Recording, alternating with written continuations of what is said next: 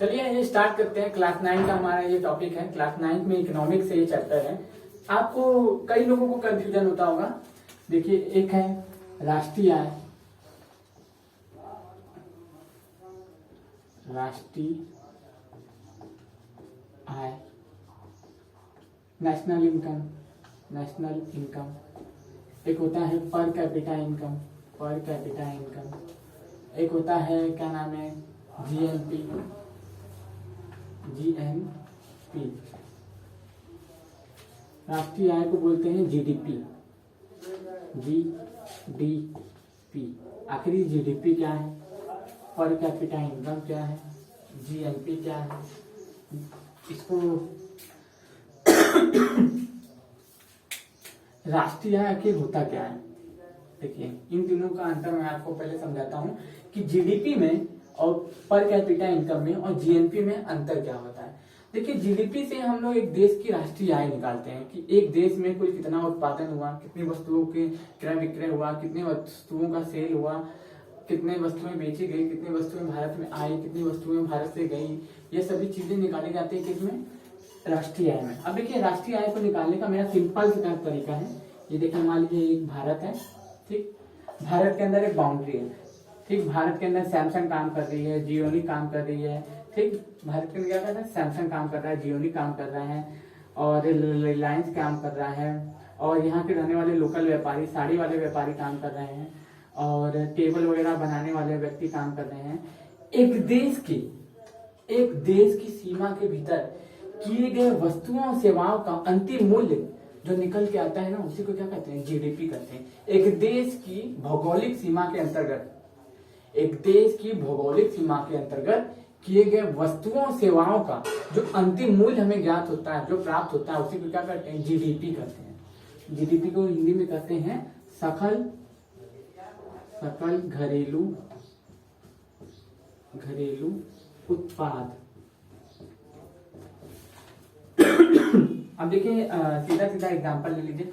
कुछ कंपनियां विदेशी आके भारत में व्यापार कर रही हैं, कुछ विदेशी कंपनियां भी भारत में आके व्यापार कर रही हैं और कुछ यहाँ से कंपनियां बाहर जाके भी व्यापार कर रही हैं, कुछ यहाँ से कंपनियां बाहर जाके व्यापार कर रही हैं, कुछ यहाँ के लोकल लोग भी यहाँ पे रह के काम धाम करते हैं, पैसा कमाते हैं।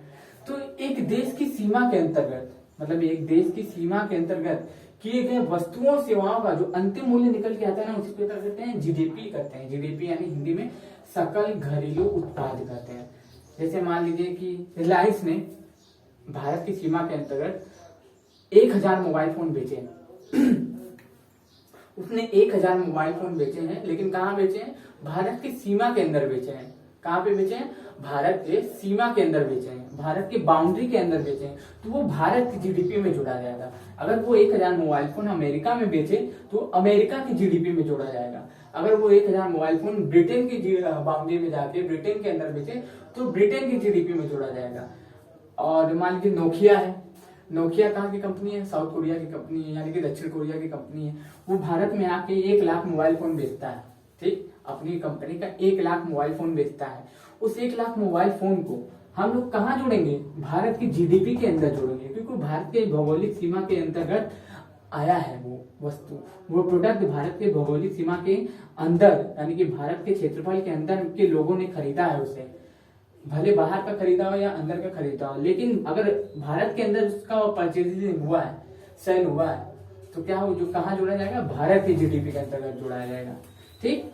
ये आप समझ चुके होंगे कि किसी एक साल में किए गए वस्तुओं और सेवाओं का जो अंतिम मूल्य हमें प्राप्त होता है एक देश की भौगोलिक सीमा के अंतर्गत, उसे क्या कहते हैं, जीडीपी कहते हैं, यानी सकल घरेलू उत्पाद कहते हैं। अब ये क्या होता है, जीएनपी। इसमें भी देखिए, इसमें बहुत तेजी है कि मान लीजिए कुछ लोग हमारे देश के अंदर आए, व्यापार किए,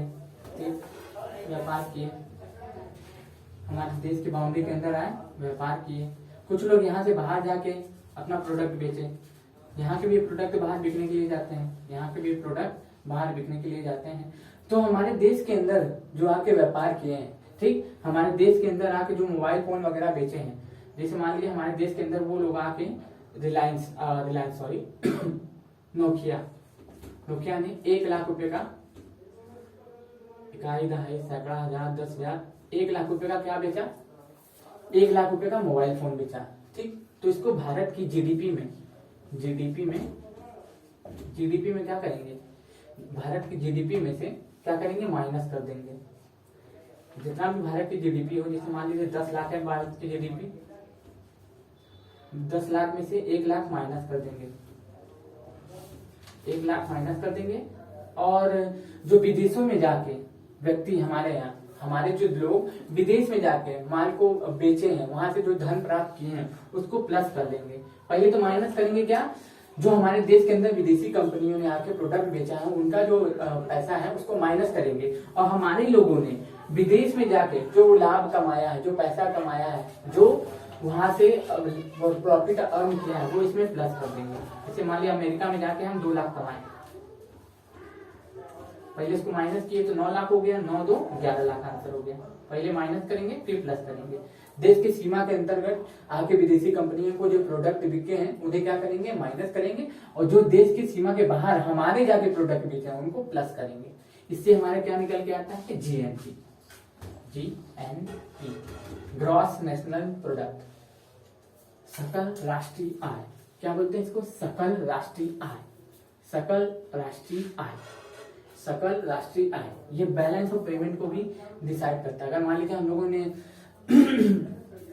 निर्यात ज्यादा कर लिया, किसी देश से निर्यात ज्यादा कर लिया, आयात कम किया, ठीक, क्या नाम है, आयात ज्यादा कर लिया और निर्यात कम किया, तो हम लोग का ये माइनस में ही जाएगा। इसलिए हम लोग कहते हैं कि हम लोग का जो प्रोडक्ट है बाहर भी जाके बिके, हम लोगों का प्रोडक्ट बाहर में जाके बिकेगा, हम लोग से लोग खरीदेंगे, तो हम लोग की जीडीपी क्या होगी, ग्रोथ करेगी।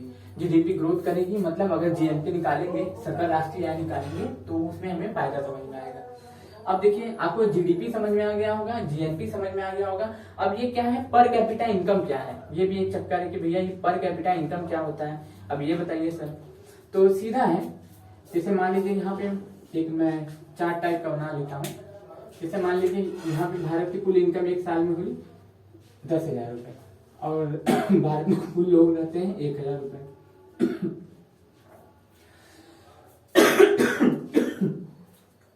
तो इससे इसका भाग करेंगे, इससे भाग करेंगे, भाग करने पे जो राशि हमें प्राप्त होगी वही हमारा क्या हो जाएगा, पर कैपिटा इनकम हो जाएगा।